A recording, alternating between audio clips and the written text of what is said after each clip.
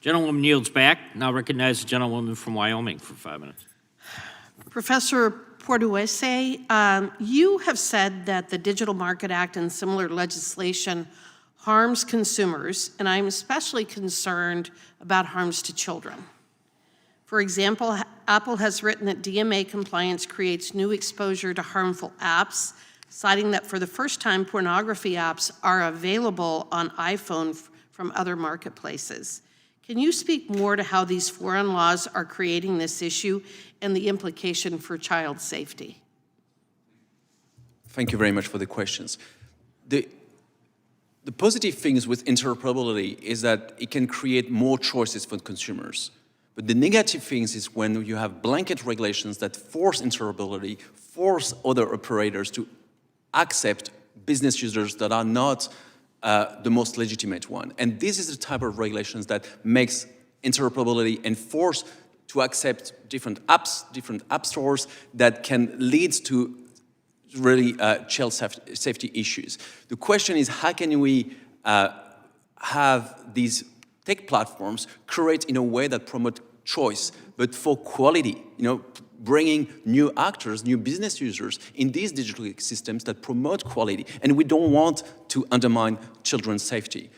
But these regulations are blanket regulations that force any actors who have any claim to enter into this digital ecosystem, and that's why we end up with potentially those apps in our iPhones where we haven't asked for it. So I think it's a case for, it demonstrates that we need a case-by-case approach to every kind of complaints or every kind of competition concerns. But we cannot have blanket regulations where we treat equally legitimate US firms and Chinese malware and spyware or Russian malware and spyware. And these regulations almost treat equally all these actors. That is unacceptable because we don't have a way to curate or to bring efficiency defense or innovation defense.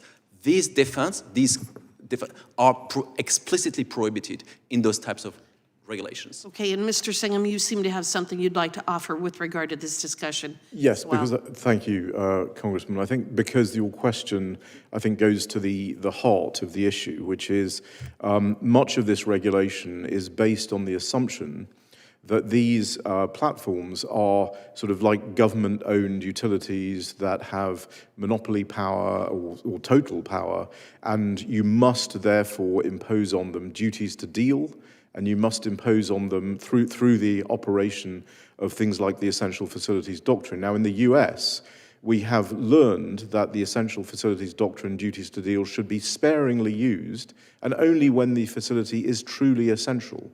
So leaving aside the issues of market power, durability of market power, and the size of the market that Congressman Issa mentioned, the fact that these are not, in fact, government-owned entities means that if you impose this kind of duty to deal on them, you are going to get all of these unintended consequences. And that's why the regulatory approach, the ex-ante regulatory approach, is not a very good approach. So what's the solution? Well, the solution is the proper and sound implementation of competition law.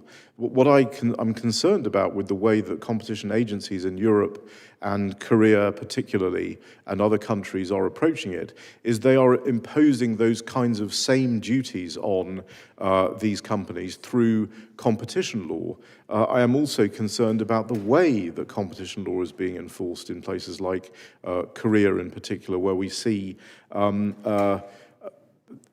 enforcement that is unpredictable, harassment of witnesses. You see a whole range of procedural irregularities that are actually captured in our economic model, which is why the cost to the US economy is so great. When you talk about the affordability crisis, it's around $2,000 per American.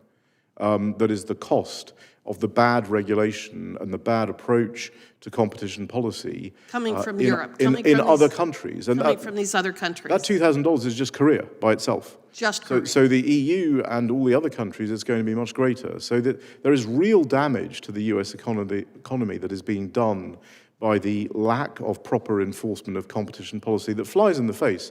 In the case of Korea, from the US operation and implementation of antitrust law, and even the European operation of antitrust law. The complaints that people make about Korea are the same complaints people made about the EU's enforcement in the 1990s and 2000s.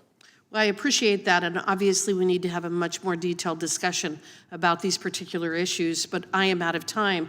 Before I yield back, I would like unanimous consent to enter into the record a speech by Professor Alford that he delivered in Beijing in May 2016, in which Professor Alford compared President Trump to Senator Bernie Sanders and complained that President Trump might use trade to stand up to China.